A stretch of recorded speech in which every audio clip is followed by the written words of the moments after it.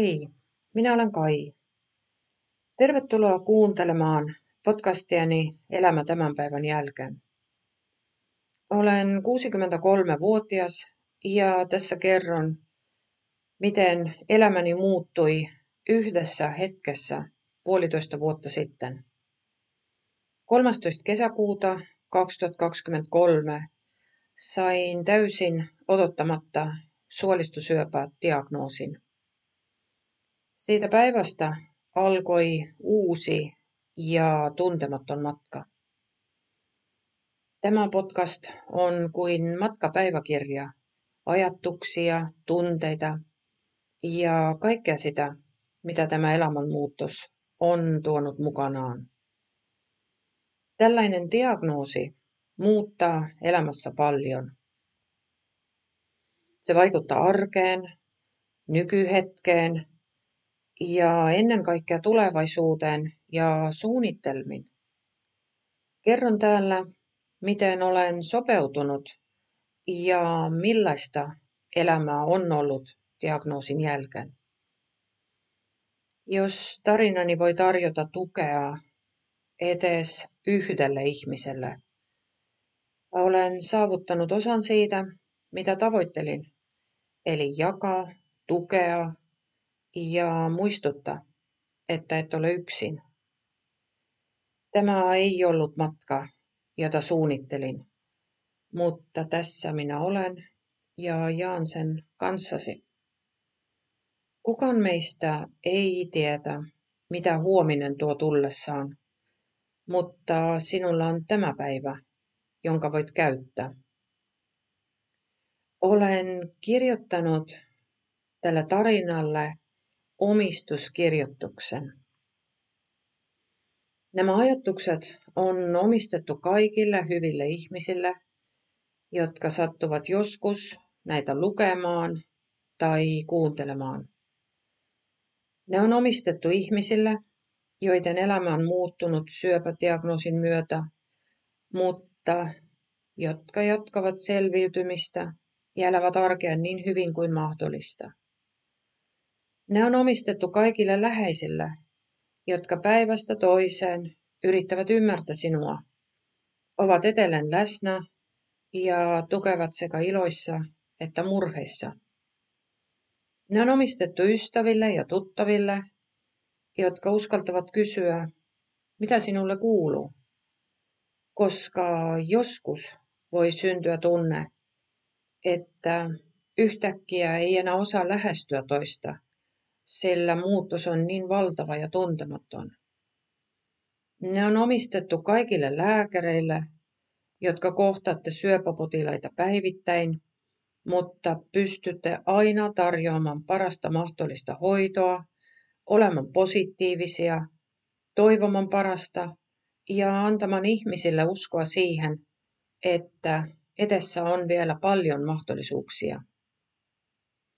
Ne on omistettu terveydenhuollon henkilökunnalle, sairaaloissa ja poliklinikoilla. Heille, jotka jatkuvasti huolehtivat ja auttavat sekä saavat potilaat tuntemaan olonsa turvalliseksi ja rauhalliseksi. Vasta nyt 1,5 vuotta myöhemmin olen kirjoittanut myös johdanon mun tarinalle. Aika ajoittain tapahtuu niin, että elämässä kohtaat muutoksia, joihin et mitenkään voi valmistautua. Joskus nämä muutokset koskettavat sinua itseäsi, joskus jotakuta lähestäsi.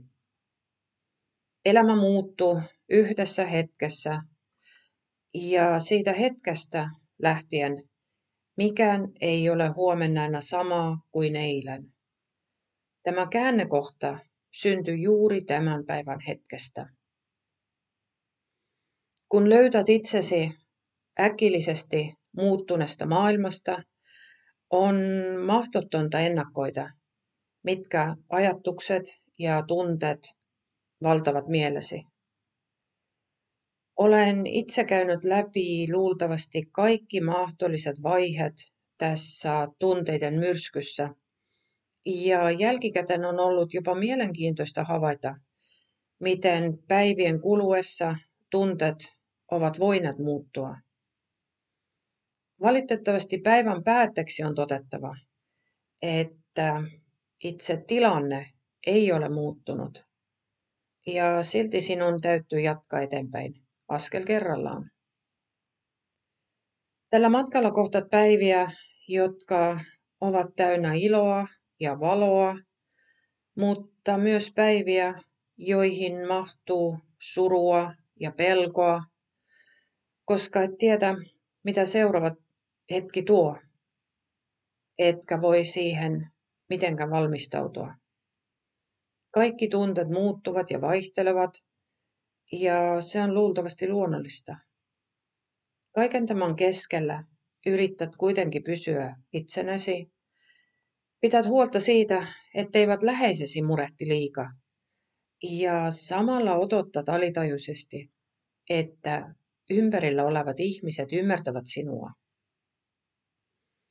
Saman aikana on selvää, ettei kukaan jaksa kuunnella loputtomasti sitä, mitä tunnet ja ajattelet. Et itsekään ajattele jatkuvasti sairautta tai diagnoosia, mutta jollain tavalla se on aina mukanasi. Tässä piilee paradoksi.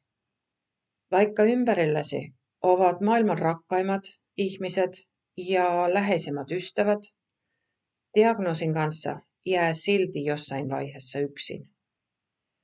Tämä on ristiriitainen maailma, ettei oikea käyttäytymismallia oikeastaan ole olemassa. Samalla kuitenkin kaikki, mitä teet, on juuri sillä hetkellä oikein.